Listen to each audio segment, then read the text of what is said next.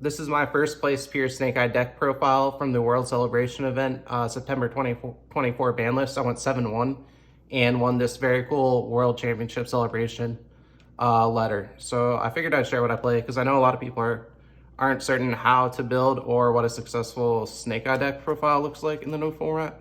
And I think this deck's like easily one of the best in the format. It's just so consistent. I'll explain as I go, but played Ash, Poplar, Oak, Birch. You have to at least play Birch because you need an original target to search off like in the graveyard, and this is good. I never needed any more targets than that, and Birch was genuinely a decent card for me today. And I played all these, all the one-ups now. And then you play Triple Witch and Triple Engraver and one Larry. I like Pure Snake Eye because you get to play all these engines, which is really strong as a link climbing engine. And then it uses Engravers the best out of any of the Rescue Ace or Fire King variants. And that's what made me want to play the Pure variant. Because it also has room for non-engines. So a lot of these are like Rescue Ace and Fire King variants. They don't have room for you to play like 15 hand traps. So you have to make concessions. And I just wanted a consistent deck that let me play every game. And that's what this deck is. So I played Triple Bonfire, Triple Wanted, all broken. Divine Temple, very good. You might even be able to play more than one of this, to be honest. Original, you could also maybe play more than one of this. This card's really good, obviously. And then I also played Trapped. 1-for-1, this is just an additional starter. It's like, okay, because you lose on hand advantage. Like if you go first, normal Ash, they hand trap it, and then you activate 1-for-1. Discard a hand trap, then if they have any other disruption, you're kind of cooked, but the extra starter extender is just so good. It loses to Caesar, so I sided out a decent amount. I'll play Callby. This is the 40th card. I just wanted something that was strong going first to combo with the Ash and protect from hand traps, because I didn't want to play like 42 cards and play 3 crossouts. This card's genuinely really good in the meta too. Like even going second into some matchups, it's like completely fine to draw. So this card's just genuinely decent, but it's a flex spot. And then Azurin. I made a combo video. It's on my channel showing all the combos I make, but I use Azurin in both the 1-card and 2-card combos, and this card's just really strong. It's like a consistent disruption you can put up. The Silhouette Rabbit card is just so good. And then non-engine, I played Triple Nibiru. This card's incredible right now. You can, I feel so safe when I draw this, going first or second. Triple Veiler, this card's also very strong right now because it can guarantee to trade with some part of your opponent's engine or end board, whether they're playing like Yubel, Tenpai, or Snake Eye, because they can hit Hydras now that they don't have 3 field spells and 3 prosperities. This card's very good. Same thing with Imperm, obviously better because you can draw it on your turn. Ash Blossom, I think this is the single best hand trap right now in the format. That's not like, you know, Dimension Shifter. This card is just really good. It guarantees trades with the Snake Eye deck. Like it cooks when you use the Summon from Deck effect. It's really good against Tenpai, hitting their Cayman, and it's really good against Yubel. So this card's very strong. And then the last hand drop I played was 3 Droll. I wanted something to hit Yubel, and then I also wanted something that like hit Rogue. Like the cheat code in any new format is to play Droll because nobody knows what the meta is. So there's a lot of deck variety, and Droll just cooks Rogue decks. Yeah, it was okay. I think you could also maybe play like Ghost Ogres or Bestials in that slot, but I wanted 15 because I wanted to increase my chance of drawing 2. And Droll's just very strong when paired with any other hand trap.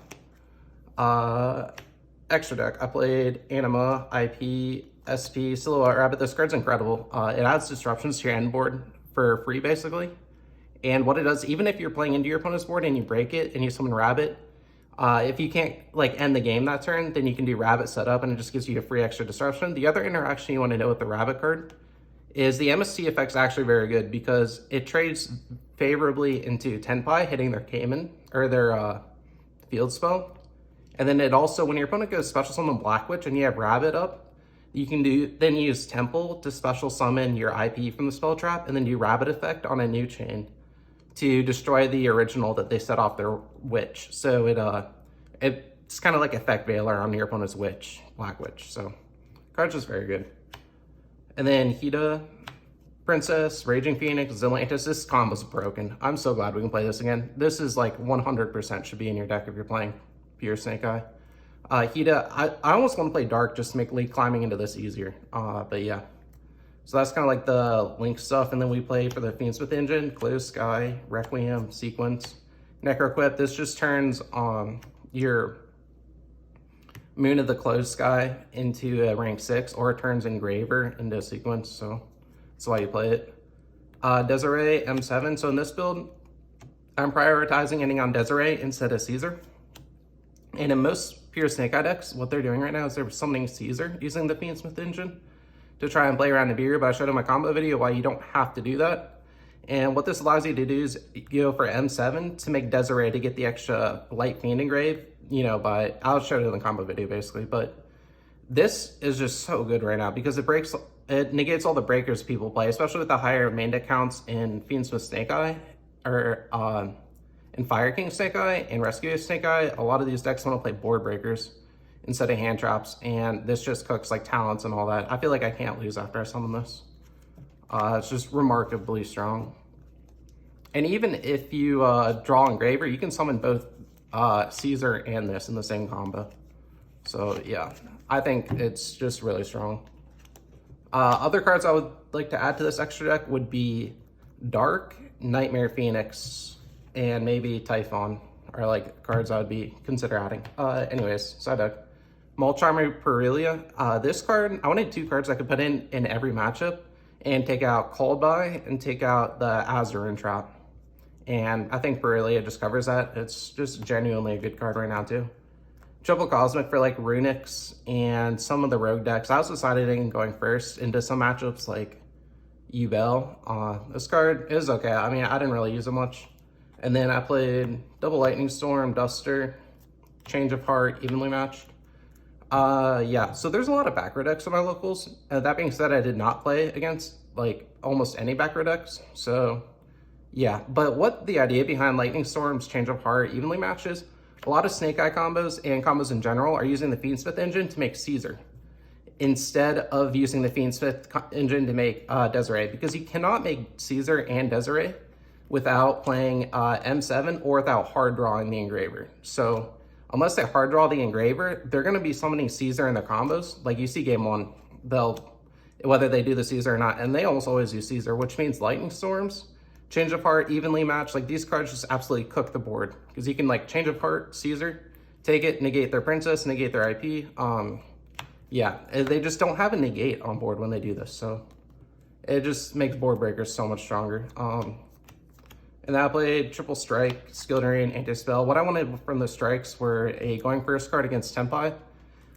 Before you couldn't really play Strike because the field spell stops the Strike, but now when they go normal summon Hydra, what Strike does is it negates the effect of Hydra while removing the monster on field, so they can't go special summon Chandra. And then they need an extra extender like Cayman or something to try and get another Tenpai on board, and then you just remove it with like SP or Princess or whatever. So this card's just really strong. I wanted a card I could side in going first against all 3 decks, like Yubel, Snake Eye, and Tenpai. And this card just hit all the boxes.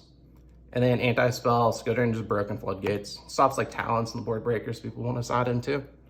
So yeah, that's my deck profile. I think this deck's really strong, very consistent. I would feel good about playing this in like a 10-round tournament. Obviously, I played in like a 7-round, I think, tournament. 8-round, maybe actually. Yeah, I think it was 8 rounds. So yeah. Anyways, that's my pure Snake Eye deck profile, September 24 ban list. Thank you.